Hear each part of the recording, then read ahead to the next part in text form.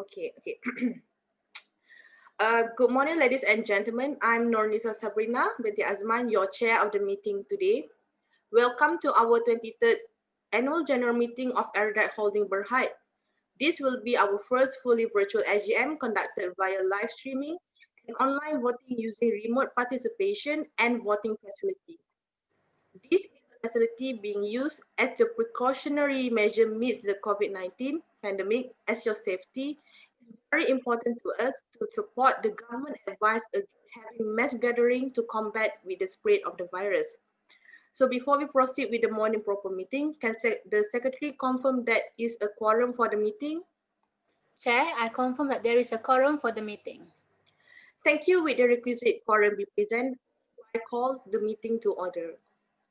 Ladies and gentlemen, I would like to inform you that the majority of directors are participating in the meeting throughout the day remotely.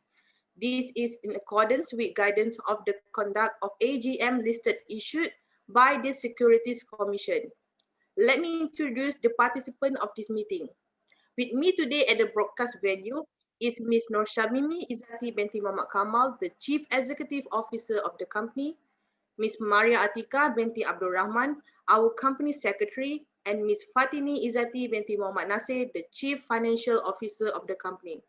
And the rest of directors are joining the meeting remotely. You can see them on your screen. Dear directors, please acknowledge yourself by raising your hand when your name is called. Firstly, the non-independent, non-executive director, Ms. Khairunisa binti Salihuddin. Next is Ms. Putri Nordayana Natasha binti Muhammad Nawi and Ms. Nur Hafiza binti Jamaluddin.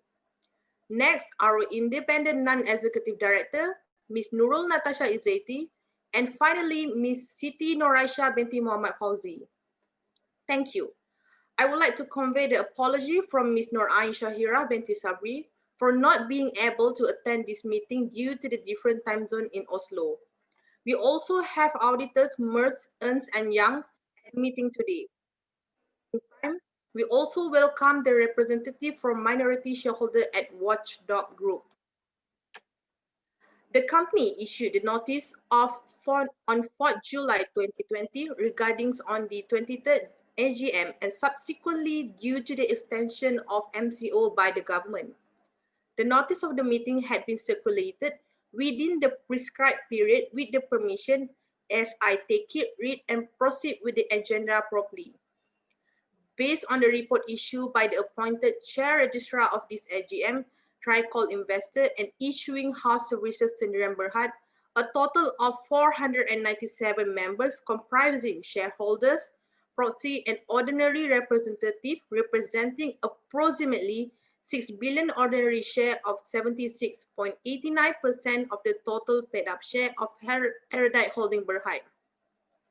I have received in total 610 proxy from the shareholder for the total of approximately 7 billion shares representing 89.34% of the issued share capital of the company. Out of this, there were 575 shareholders who had appointed the chairman of the meeting a proxy to vote on their behalf, and they shall so represent and stood approximately at 1 billion, which represent 12.47% of the issued share capital of the company. Without further ado, now I would like to invite the CEO, Ms. Nur Shamimi Izzati, to give an all-view of the 2019 performance of the company and the key highlights for the financial year ended 31st March 2020, together with the CFO, Ms. Fatini Izzati binti Muhammad Nasir. Thank you, Ms. Chairman. We'll now go through the slides to highlight and give you a view of the past year items on the presentation for AGM. Let me start with the first slide. For the view on the year ended March 2020, the company ended with a 6.5 billion total revenue in the full year of 2020. We close off with a total of 11.3 million customers for the full year, and we have a 99% dividend payout ratio for the year. It was overall a good year for Erudite Holdings Berhad in terms of subscribers and maintaining our market position. Our business strategy contributed a lot for these achievements. And for the next slide, focusing on strategic priorities. It explains more on the elements and it's on the future growth from from consumer and B2B business. This is derived from the existing customer base and a network that we have built from the last couple of years. On the efficiency side, we continue to focus on digital transformation and we have taken a multi-year structural improvement initiative that is led by specific teams in the organization focused around driving efficiency. Thus, it will not be possible if we do not have the right team and right people in place. Not only that, we also continue to upskill our staff to ensure that they are able to perform critical work in enhancing their performance. Lastly, for the responsible business is to ensure secure and sustainable business conduct, adhering to high governance standard, and also to focus on improving economic, environmental, and social priorities. In the next slide, it's regarding on the company's evolution. For the, for the past few years, we have moved to the company from a traditional telecommunication company into a company that is driving the internet for all. In 2017, with the robust network rollout, we then focused on customer value by building core offerings and also solutions were added into the portfolio. Furthermore, I will highlight things that we are adapting and managing in the changing environment. We have 9.4 million internet customers in our base today. 85% is on smartphone penetration, which means that almost all of our customers are using smartphones. The average usage as of 2019 ended at close to 14 gigabyte in an average monthly data usage. And we also have 48% total data traffic growth, as well as 76.7 million upsell transaction, which is extremely good. On the network side, we not only roll out new sites, but we also continue to optimize and reform the network, especially on the spectrum and focus on quality partnership. For example, partnerships with a submarine cable to East Malaysia in ensuring that we're able to cater for the capacity demands and the growth in East Malaysia province. Ms. Fatini, I shall now pass the presentation to you. Thank you, Mimi. Starting with the growth, you can see that our internet and digital revenue has grown 11% in year-on-year and postpaid revenue grew 11.9%, with now reaching over 3 million subscribers. This leaves Aerodot Holdings as number 2 in terms of postpaid in the market, which I am really proud of. We are also now seeing good traction on our B2B revenue, increasing 6% in year-on-year. We are also doing new growth in Aerodot Home Fiber, both in Sabah and Klang Valley, reaching through partnerships with CTS and Time.com to capture new revenue opportunities in a faster and more efficient way. On the efficiency side, we have managed to keep our OPEX flat year over year despite the growth that we have in our network that actually also requires OPEX. This has given us a 46% EBITDA margin and post MFRS 16 is actually a 52% margin. Our investment to reach the guiding is RM 753 million and 13.3% capex to service revenue ratio. This leaves us with 24% industry-leading PAT margin.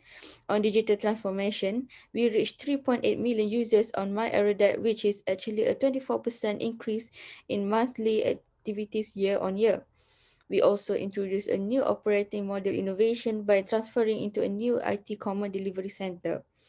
Next, we have met our guidelines that we have to demarcate with the low single-digit decline on the service revenue and the low to medium single-digit decline on EBITDA. Plus, we also delivered on the capex to service revenue ratio, which was guided between 12 to 13%, that ended up in 13.3%. Furthermore, we actually increased our percentage of this revenue from 69% to 77%, especially as this is more sustainable and future-proof revenue. In addition, we reduced our reliance on non-internet prepaid from 31% of our revenue to 23%. Moving into the subsequent slide to highlight that we have a shift in our subscribers and revenue mix. By really focusing on our base management, you can see that we have a really good subscribers development into the postpaid, prepaid, internet and digital, and strengthening our sustainable returns with this more loyal and revenue generating base. Moreover, our company is backed by a very solid financial balance sheet. Our total assets ended at RM 8.15 billion, and from this, the non-current assets comprise 78% of it. I have to highlight that due to MFRS 16 adoption that we did, our total assets increased by 2.6 million from the rights to use assets. Next, on the composition of borrowings, we have a total borrowing of RM 5.15 billions, of which our conventional debt over total asset is 10%, which is well below the 30% threshold in Sharia compliance. Besides, our net debt to EBITDA ratio is as low as 1.6 times, and you will see that the finance leases coming from MFRS 16 is 40% of our total borrowings. So now I will leave it back to Miss Noshamimi Izzati to go through our network coverage. Thank you, Ms. Fatini. Please allow me to take on a few minutes on the next few slides. In the closing year of 2019, we achieved 91% 4G coverage nationwide and LTE advanced at 72% of the population coverage. And if you look at the map, we have basically covered all the key markets, secondary towns, and the important area where the population demands for connectivity in terms of high-speed connectivity on mobile. We have also covered more than 300 cities and towns. Besides 4G, there has also been a lot of buzz about 5G, and one of the areas is how and what we are doing on 5G. Furthermore, you will see how we are exploring the 5G possibilities with various partners. The reason is because 5G is slightly different from the previous network connectivity program. So what we have done here is there are two approaches on 5G, which is we have deployed pilots of 5G in various areas. As you can see, we have done a pilot project in Langkawi earlier this year, which enables you to have virtual tourism and 5G demonstration. In addition, it will be highlighting the value that we have driven across various stakeholders by some of the recognition that we have received. Some of the key highlights are HBRC, which is on the highest return on equity over the 3 years period. We have been nominated for Finance Asia's 2020 as Malaysia's best managed company and most committed to social causes, and Loyalty and Engagement Award for the best use of mobile. With that, allow me to pass the presentation to Ms. Fatini before I talk on the COVID-19 crisis. Yes, through the Q1 results very briefly. So in the growth area, we already saw 42% year over year on our monthly data usage to 14.5 gig per user. We continue to see healthy growth in the internet and digital revenue to RM 977 million, which is 13.3% year over year growth. In addition, our service revenue remained at RM 1,366 million, which is 0.7% year over year increase, excluding the interconnect rate that made up for half in the beginning of the year. For efficiency and simplification, MyAeroDot users reached 4 million users, which is actually an acceleration from the COVID-19 situation, and that is a 25% increase year on year. Next, on responsible business, we revise and update our data privacy security policies and continue our future skills for all program by Yellow Heart in collaboration with MDEC and UNICEF. That's all from me for now. Passing back to Miss Mimi. Thank you, Ms. Fatini. I shall now proceed on the movement control order to give inputs for the shareholders on what we have done during COVID-19 and what are our responses. When COVID-19 happened, our first priority is on the connectivity. We wanted to make sure that not only the consumers, but also the frontliners to be able to stay connected during the fight with COVID-19. Our network team was asked to maintain its operation while everyone stayed at home. in fighting to provide the best in terms of network for everyone's usage. Whereas for the consumers, you will see that what was happened since MCO towards the CMCO. We have many different alternatives on how we support customers, making sure that our digital services that we've provided were available for top-ups and payment of bills conveniently via online channels and banks. We have also repositioned our market facing offerings based on what we've observed in the markets. And we've made some adjustment to cater for the changes and the new norm. Furthermore, we also continue to invest in some of these digital channels, making it so much simpler for consumers to interact with us, but also to carry out whatever they need to do when it comes to the connectivity via the internet means.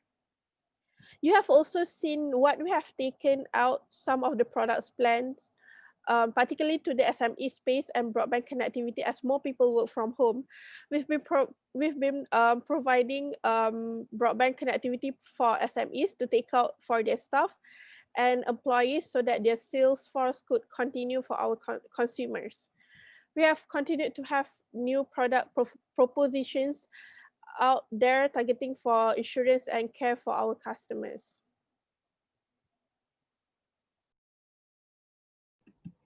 All right, I just want to highlight there are elements that go over and beyond what Aerodite can do that create certain uncertainties. So as you all know, the macroeconomics forecast remain very fluid as of now. The GDP growth is estimated to be between -2% and 0.5%, and we still do not have clarity on how long the pandemic will last and its economic impacts on Malaysian citizens. As Ms. Mimi said, we are well equipped with both the way we work as well as how we are remaining connected to our customers to drive future growth. We are also protecting our cash flows through cost measures by prioritizing our spends and efficiency initiatives. This then gives us financial flexibility with a practical view on our earnings parameters. Finally, we want to deliver on our core and digital business through continued focus on customer offering, which Ms. Mimi has mentioned.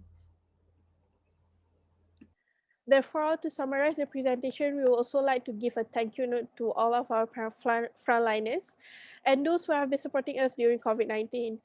As for our consumers and shareholders, we will also want you to remain safe at home while we protect and keep you connected to what matters most. That's all for our presentation. Thank you very much, and I shall pass back to the chairman. Ms. Norsha Mimi and also Ms. Fatini. Now I will proceed with the agenda at hand. The first item on the agenda is to receive the audited financial statement of the company for the financial year ended 31st March 2020, together with directors and auditors report thereon. Ladies and gentlemen, audited financial statement together with the directors' auditor report for the financial year ended have accordingly been issued to you together with the notice convening the AGM. I presume that you had the opportunity to go through the respective report. I wish to put a record that the audited financial statement of the company have in July received by the shareholders and proxies. The order financial statement is discussion only under agenda 1, do not require shareholder approval, hence it will not be put for voting. And now we shall proceed to the ordinary resolution 1. This is for re-election of director pursuant to Article 95, subsection 8 of the company's Article of Association. One director shall retire every year and be eligible for election. Accordingly, Ms. Nurul Natasha Izzati Muhammad Nur Azamri shall retire pursuant to the company constitution and being eligible has offered themselves for election under this resolution. The director have been strong contributors to both deliberation and discussion. Move on to the second item under the agenda is ordinary resolution 2. This is for a re-election of director pursuant to Article 95, Section 8 of the Company Article of Association. One of directors shall retire every year and be eligible for election. Accordingly, Ms. Ain Shahira binti Sabri shall retire pursuant to the company's constitution and eligible has offered themselves for election under this resolution. The director have been very strong contributors to both deliberation and discussion. Next, third agenda, which is Ordinary Resolution 3. This resolution is approval for payment of director's fee. This resolution is relating to the approval of director's fee amounting up to 900,000 to the independent non-executive director, and also benefit payment to the directors up to an aggregate amount 16,000 from the date of the forthcoming annual general meeting until the next AGM of the company. Proceed to the next item on the agenda, Ordinary Resolution 4. This is the appointment of our auditors. We shall now proceed to the next item on the agenda of today, which is on the appointment of Ernst & Young as auditor of the company and authorization to directors to fix remuneration. Ladies and gentlemen, our retiring auditors have expressed their willingness to continue office as auditor of the company. Agenda 5. Ordinary Resolution 5. Retention of Farah Nabila binti Badrul Hisham as a senior independent non-executive director. The item on the agenda 5 is related to a special business. She has served as independent non-executive director of the company for a cumulative term of more than 9 years.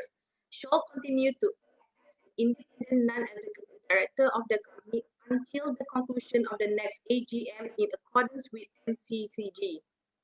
Next, special business is Ordinary Resolution 6. This resolution is to propose renewal of shareholder mandate and propose new shareholder for recurrent relating party transaction of revenue or trading nature to be entered with Telenor ASA and person connected with Telenor. Ladies and gentlemen, the detail of the recurrent related party transaction have been set out in section 2.3 of the circular to shareholder dated 24 June 2020, had been circulated together with the 2020 integrated annual report of the company. The rationale for seeking the shareholder approval for the shareholder mandate was set out in section 3 on page 10 of the circular. The related parties involved in this transaction are Telenor, the ultimate holding company of the company, and parties relating to them, and they should accordingly abstain from voting on the resolution. Now, it is time for the Q&A session. I would like to inform you that we have received some questions from the Minority Shareholder Watchdog Group.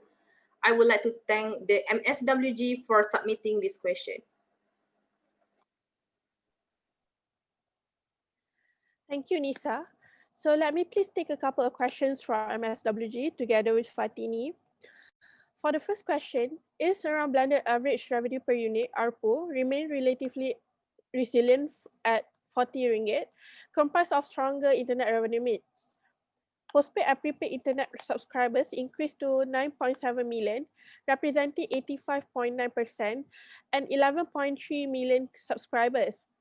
What is the current percentage mix between postpaid and prepaid internet subscribers?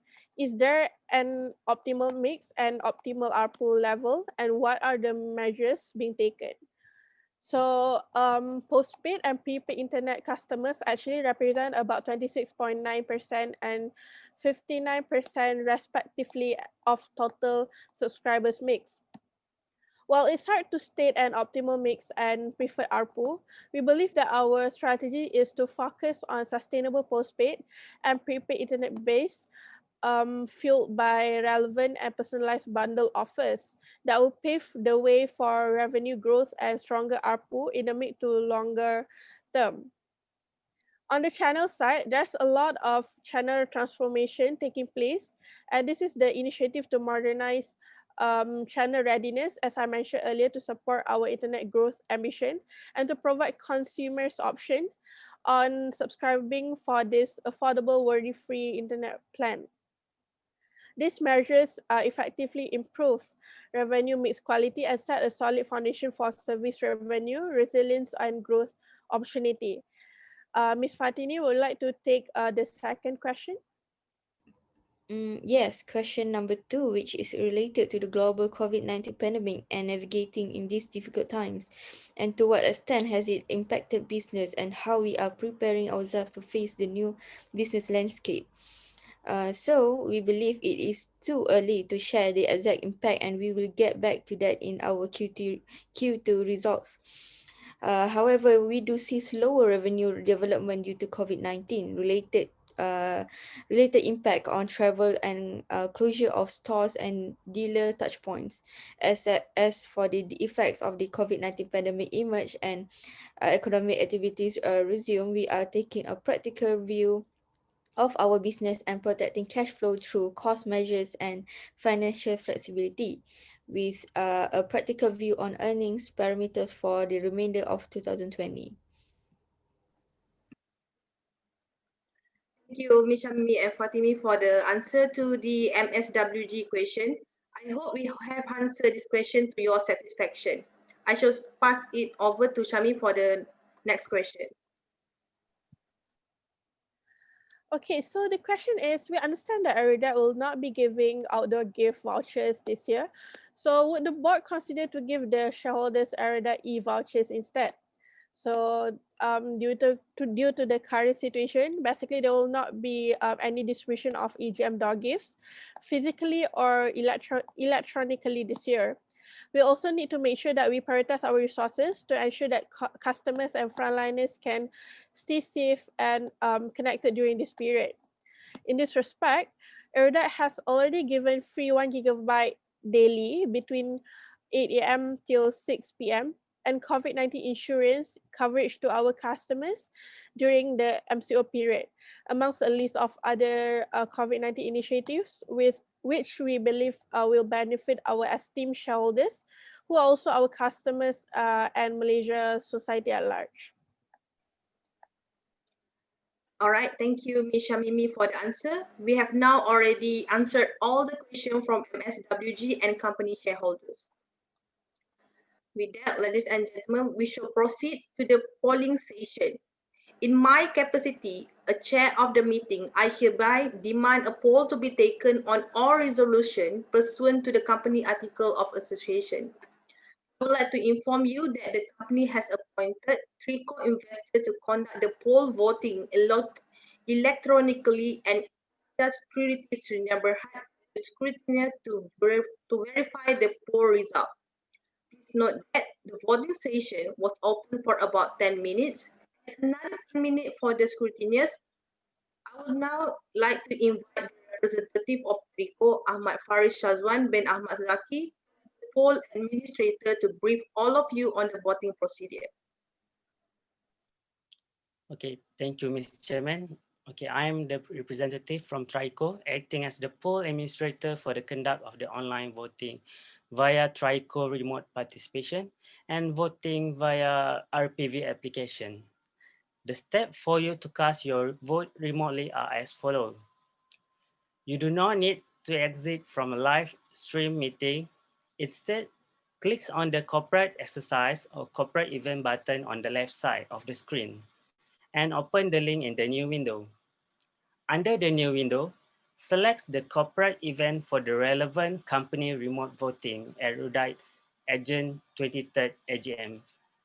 Read and agree to the terms and conditions and confirm the declaration. Select a CDS account that represents your shareholding. Then indicate your vote for the resolution for or against and click the next button. Confirm and submit your vote and download and print remote voting document if it is required. The voting session will be opened later by Ms. Chairman. Shareholders and proxy holders are reminded that our voting system allows you to vote for all the resolution at one time. Please ensure that you have completed voting on all the resolution before you confirm the submission of your vote. You will be automatically disconnected from the remote voting once the chairman announces at the end of the voting session. Thank you for your attention. I shall now hand over the floor back to Ms. Chairman. Thank you. Thank you. So, ladies and gentlemen, we should now commence the voting session. We give you roughly about 10 minutes. After that, the scrutineers will take another 10 minutes to complete, and then the meeting will resume for the declaration of the voting result. Ladies and gentlemen, welcome back. We have got the result, and the scrutineers have verified the poll result and validated their report. I am going to just read out the resolution and then the percentage in terms of approval. Solution number 1, 95.78% voted for. Resolution number 2, 99.90%. Resolution number 3, 98.72%. Resolution number 4, 99.80%. Resolution number 5, 83.98%. And resolution number 6, 99.93%. With all the resolution, and I will now declare all the resolution have been approved. I would like to thank the technical crews at the back there, the cameraman, and all those people who are working very hard behind the scene and to make this very successful first virtual AGM for us. Ladies and gentlemen, as there is no other business to be transacted at this AGM, I now declare the meeting closed. Thank you very much for your support and participation. Please continue to stay safe at home. And once again, thank you.